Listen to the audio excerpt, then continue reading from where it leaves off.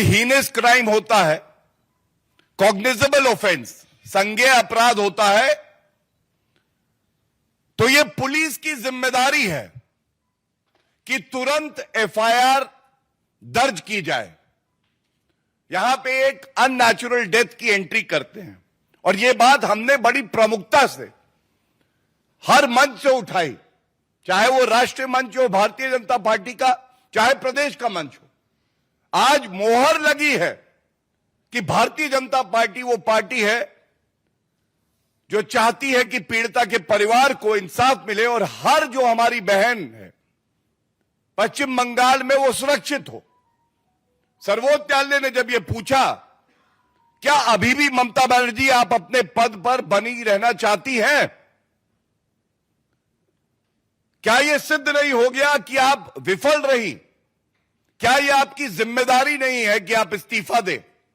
और इस्तीफा क्यों? इस्तीफा इसलिए जिससे एक निष्पक्ष जांच हो सके,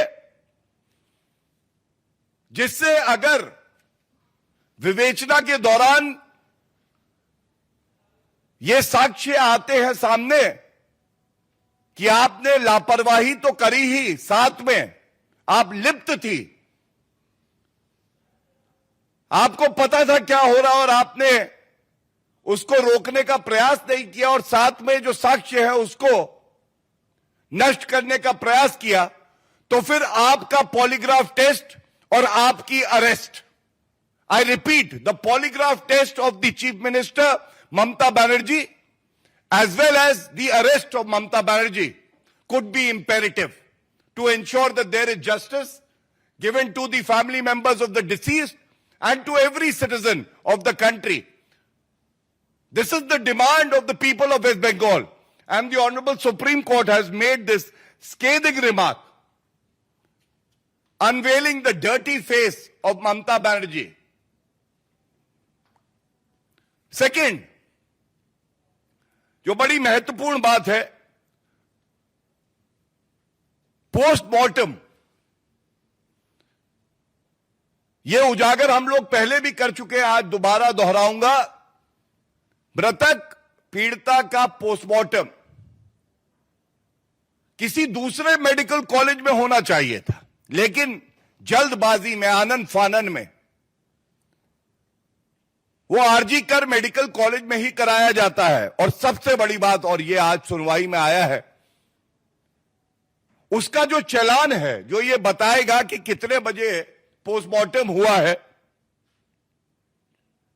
तो honourable chief justice of India ने स्वयं ये पूछा, why is the postmortem report challan missing from the records?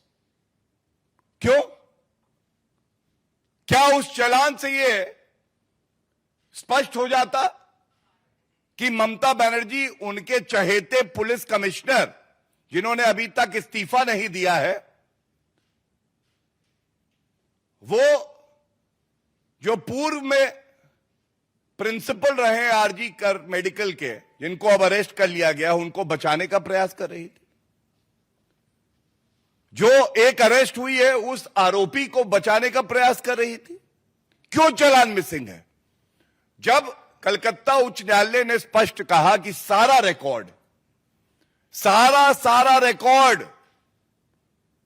File से लेके उसके अंदर के जो कागज है वो धागा भी जिससे आप सिलते हैं फाइल, सब का सब सीबीआई को दे दे, तो चालान मिसिंग कैसे हो गया? ममता बनर्जी जी, कृपया करके ये बताइए हमें। और इसके साथ यह भी बड़ा महत्वपूर्ण है, सीसीटीवी फुटेज।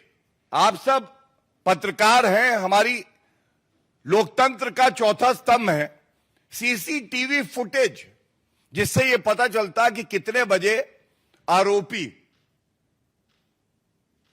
अस्पताल में आए, अंदर गए, दुष्कर्म किया, कब निकले और कितने लोग निकले और किसने सबूत मिटाने का प्रयास किया। आपको जान के आश्चर्य होगा, बेशरम, निर्लज गैर जिम्मेदार मुख्यमंत्री निर्ममता बनर्जी, उनकी पुलिस केवल 27 मिनट का सीसीटीवी फुटेज देती है सीबीआई को, केवल 27 मिनट का। क्या पूछा नहीं जाएगा?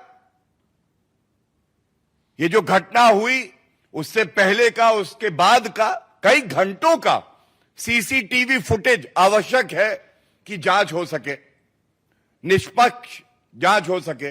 तो 27 मिनट का केवल क्यों दिया गया? ये 3 बड़े प्रश्न हैं, और ये प्रश्न जो हमने पूछे हैं, आज मैं इतना ही कहूंगा, निर्ममता बनर्जी झूठी ममता बनर्जी बन गई है।